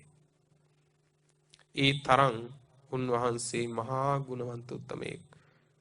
මම මේ සඳහන් කළේ අතීත තොරතුරු වලිනුත් ඊටාම වැදගත් කාරණා කීපයක් විතරයි. තවත් සඳහන් නොකළ කාරණත් උන්වහන්සේගේ අතීත සසර ගමනේ තියෙනවා. නමුත් ඒ සියල්ලම දේශනා කරන්න පින්නතුනේ මේක ප්‍රමාණවත් මදි මේ වෙලාව. උන්වහන්සේගේ ගුණ ජීවිතය මොන තරම්ද බුදුරජාණන් වහන්සේ වදාලා මහණෙනි මහා කාශ්‍යප වගේ වෙන්න. මහා කාශ්‍යප වගේ වෙන්න. මහා කාශ්‍යප කියලා කියන්නේ පුදුම ගුණ ඇති උත්තමයෙක්. උන්වහන්සේ ලැබෙන සිවුරෙන් සතුටු වෙනවා.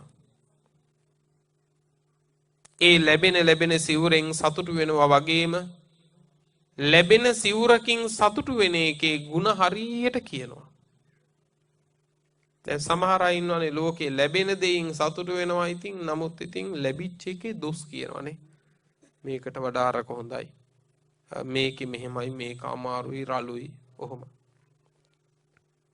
නමුත් මහා කාශ්‍යප මහරහතන් වහන්සේ ලැබෙන සිවුරෙන් සතුටු වෙනවා. සතුටු වෙනවා විතරක් නෙවෙයි ලැබෙන එකෙන් සතුටු වෙමින් එහි ගුණ කියනවා. කොච්චර වටිනවද බලන්නකෝ. පුළුවන් තරම් පාංශකූලික සිවුරෙන්ම යැපෙන්න බලනවා. මේ කියන්නේ අවමයෙන්ම යැපෙන්න බලනවා උන්වහන්සේ. ඒ විතරකුත් නෙමෙයි. ලැබෙන පිණ්ඩපාතයෙන් සතුටු වෙනවා උන්වහන්සේ. සතුටු වෙනවා විතරක් නෙවෙයි ලැබෙන දාණයෙන් සතුටු වෙන එකේ ගුණත් හරියට කියනවා උන්වහන්සේ. ලැබෙන ඕනෑම දානයක් අගදිතෝ මත් අගතියට යන්නේ නැතිව අමුච්චිතෝ ඒ දානයේ මත් වෙන්නේ නැතිව අනජ්ජාපන්නෝ ඒ දානයේ රසයේ බැසගන්නේ නැතිව ආදීනව දස්සාවි ආදීනව දැකගෙන නිස්සරණ පඤ්ඤාය පරිබුංජි අත්හරින මනසක් ඇතිවම ඒ දානේ වළඳනවා. සිවුරත් එහෙමයි. ඕනම දෙයක් උන්වහන්සේට ලැබෙනකොට ඒ ලැබෙන දෙයින් සතුටු වෙනවා උන්වහන්සේ. ඒකේ ගුණත් කියනවා. ලද දෙයින් සතුටු වීමේ ගුණ කියනවා පින්නතුනේ. සමහර අය ලැබෙන දෙයින් සතුටු වෙනවා වගේ පෙන්නනවා වෙන දේවල් ලබා ගන්න නැති හින්දා. එහෙම නෙමෙයි. උන්වහන්සේට ඕන නම් ලබන්න පුළුවන් ඕන තරම්. ආපහු රජමැදුරේ දානෙට වඩින්න පුළුවන්. සිටු මැදුරේම දානෙට වඩින්න පුළුවන්. ආරාධනා නැතුව නෙමෙයි. නමුත් උන්වහන්සේ ලැබෙන අල්ප දෙයින් සතුටු වෙමින් අල්පයක් ලබාගෙන සතුටු වෙන එකේ ಗುಣ හරියට කියනවා. ඒ හැම එකක්ම මත් වෙන්නේ නැතිව වියරු වැටෙන්නේ නැතිව අල්ලගන්නේ නැතිව අනේ මේවත් අසුචියක් බවට පත් වෙනවා මේවත් අනිත්‍යයි සදාකාලික නෑ කියලා මනසින් අතෑරලා පින්නතුනි විඳිනවා. ඒ නිසා බුදුරජාණන් වහන්සේ වදාලා මහණෙනි කාශ්‍යපයන් වගේ වෙනවා කියලා හික්මෙන්න කියලා. කාශ්‍යපයන් වගේ වෙනවා කියලා හික්මෙන්න කියනවා. බුදුරජාණන් වහන්සේ තවත් වෙලාවකදී අහනවා මහණෙනි යම් කිසි භික්ෂුවක් ගිහි ගෙදරකට එළඹෙනවා නම් ඒ එළඹෙන්න ඕනේ කොහොමද? උන්වහන්සේලා වදාලා ස්වාමීනි අපේ ධර්මයේ ඔබ වහන්සේ මුල් කරගෙනයි පවතින්නේ. ඒ නිසා ඔබ වහන්සේම දේශනා කරන සේක්වා කියලා. බුදුරජාණන් වහන්සේ වෙලාවේ මේ වගේ ඉලිමහනේ උන්වහන්සේගේ ශ්‍රී හස්තය ඔසවලා ඒ මේ අත වැනුවා. ඒ ශ්‍රී හස්තයේ කොතනකවත් ගැටෙනවද? නෑ. කොතනකවත් ගැටෙන්නේ නැති විදිහට ඒ මේ අත උන්වහන්සේගේ ශ්‍රී හස්තය සලලා වදාලා මහණෙනි මෙන්න මේ වගේ කිසි තැනක ඇලෙන්නේ නැත්නම් කිසි තැනක ගැටෙන්නේ නැත්නම් කිසි තැනක ඇලෙන්නේ නැති කිසි තැනක ගැටෙන්නේ නැති මනසක් ඇති භික්ෂුව ගිහි ගෙදරට එළඹෙන්න සුදුසුයි කිව්වා. නැත්නම් ගිහි අය ඉන්න ගෙදරකට ගියොත් මොකද වෙන්නේ? ගැටෙනවා, ඇලෙනවා ඕවනේ තියෙන්නේ. අර අත සැලුවා වගේ ගෙදරට වැඩියා පින්ඩ පාතේ නම් පින්ඩ පාතේ ගත්තා ආපහු වැඩියා. ඇලෙන්නෙත් නැහැ, ගැටෙන්නෙත් නැහැ. මේ ප්‍රතිපදාව කොච්චරනම් පින්නතුනේ නිර්වුල්ද බලන්නකෝ. කොච්චර නිර්වුල්ද? චන්දූපම ප්‍රතිපදාව බුදුරජාණන් වහන්සේ වදාලා මහණෙනි කාශ්‍යප වගේ ඉන්න කිව්වා. හඳ පින්වතුනේ නැගෙනහිරින් නැගිලා බටහිරින් බැහැලා යනකොට ආකාශයේ ඒ හඳේ එළිය අපි හැම කෙනෙකුටම හැම තැනකටම ලැබෙනවද නැද්ද? හැම කෙනෙකුටම හැම තැනකටම ලැබෙනවා. හැබැයි ඒ හඳ අපි කාත් එක්කවත් ගැටිලාද? ඒ හඳ අපි කාත් එක්කවත් ඇලිලාද? ඒ හඳ මේ කිසි කෙනෙක් එක්ක කිසි දෙයක් එක්ක ඇලිලත් නැහැ. ගැටිලත් නැහැ.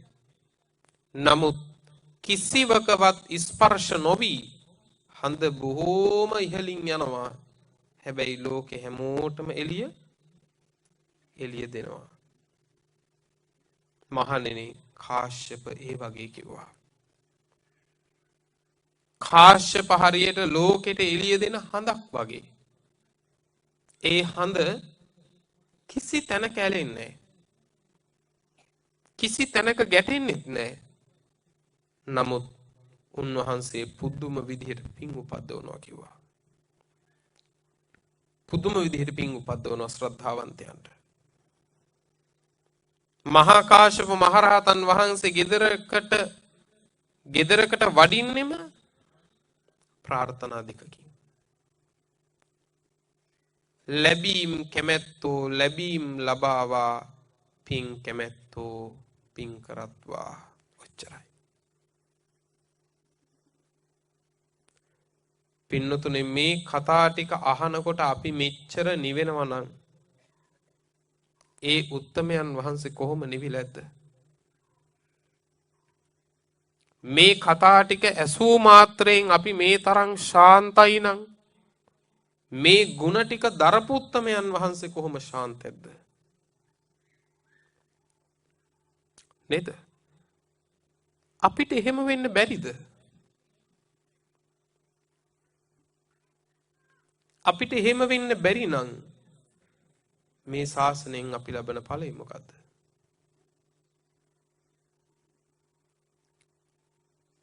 ටිකෙන් ටික අපේ ජීවිතත් රහතුන් අනුගමනය කරන තැනට පින්නතුනේ ගන්න ඕන නේද?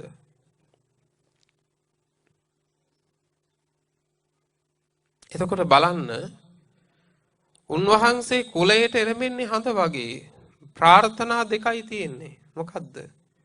ලැබීම් කැමැත්තෝ ලැබීම් ලබත්වා. කවුරුද ලාභ ලබන්න කැමති? ඒ අය ඒක ලැබපු දෙයි.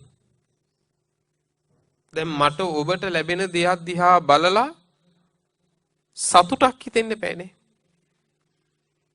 අනුන්ට ලැබෙන දෙයක් ලැබෙනකොට අපිට සතුටු වෙන්න පුළුවන් වෙන්න ඕන පින්වතුනි. ලැබීම් කැමති අය ලැබීම් ලබත්වා. අපිට සතුටුයිනේ. නේද? එතකොට අනික් කෙනෙකුට ලැබෙන දෙයට අකමැති කියන්නේ ඇයි? ඒ කියන්නේ අපි ඒ ලැබීම් වලට ගිජු වෙලා කියන එක නේද? වෙන කෙනෙකුට ලැබෙන දේ අපිට සතුටු වෙන්න බෑ කියන්නේ ඒ ලැබීම අපිට තිබුණා නම් හොඳයි කියලා ඒ ලැබීමට අපි මත් වෙලා හින්දානේ. නමුත් අනුන්ට ලැබෙන දේ ලැබෙන විදිහ දැකලා සතුටු වෙන්න පුළුවන් නම් ඒ හිත කොච්චර නිදොස්ද? උන්වහන්සේ සතුටු වෙනවානේ අනේ ලැබීම් කැමැත්තෝ ලැබීම් ලබත්වා. පින් කැමැත්තෝ පින් කරත්වා. කවුරු වුණත් ලබනවා නම් ලබන්නේ ලැබීම් කැමැත්තෙක්, පුදනවා නම් පුදන්නේ පින් කැමැත්තෙක්නේ. ওই දෙකනේ ලෝකේ තියෙන්නේ. එතකොට බලන්න මේ මහා කාශ්‍යප මහරහතන් වහන්සේගේ ජීවිතේ අල්ප මාත්‍ර ස්වල්පයක් තමයි පින්වත්නි මේ දේශනා කළේ. මේ දේශනාව කියලා කියන්නේ මහා කාශ්‍යප මහරහතන් වහන්සේ කියලා හිතන්න එපා. උන්වහන්සේගේ ගුණයෙන්